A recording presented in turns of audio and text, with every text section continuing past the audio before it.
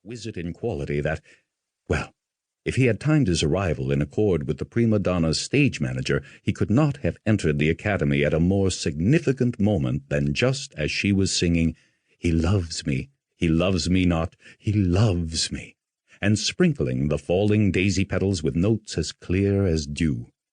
She sang, of course, "Mamma," and not "He loves me," since an unalterable and unquestioned law of the musical world required that the German text of French operas sung by Swedish artists should be translated into Italian for the clearer understanding of English-speaking audiences.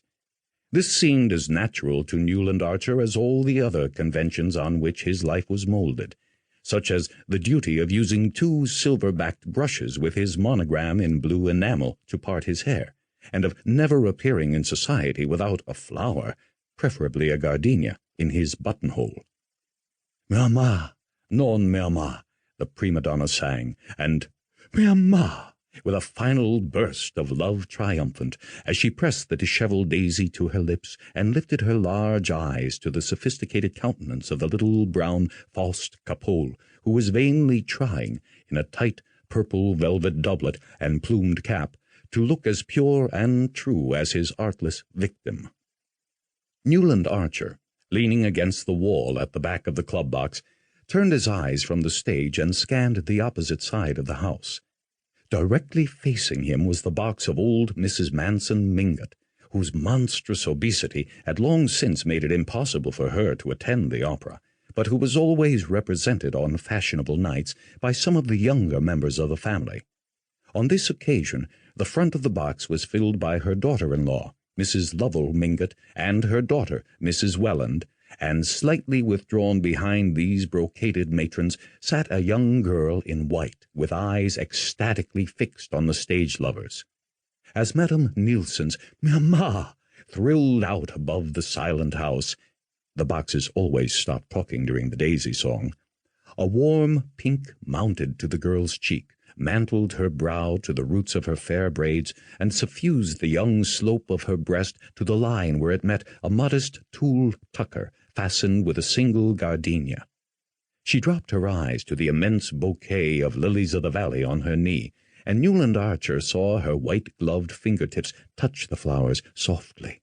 He drew a breath of satisfied vanity, and his eyes returned to the stage. No expense had been spared on the setting, which was acknowledged to be very beautiful, even by people who shared his acquaintance with the opera houses of Paris and Vienna. The foreground, to the footlights, was covered with emerald green cloth. In the middle distance, symmetrical mounds of woolly green moss, bounded by croquet hoops, formed the base of shrubs shaped like orange trees, but studded with large pink and red roses. Gigantic pansies, considerably larger than the roses, and closely resembling the floral pen-wipers made by female parishioners for fashionable clergymen, sprang from the moss beneath the rose-trees, and here and there a daisy grafted on a rose-branch flowered with a luxuriance prophetic of Mr. Luther Burbank's far-off prodigies.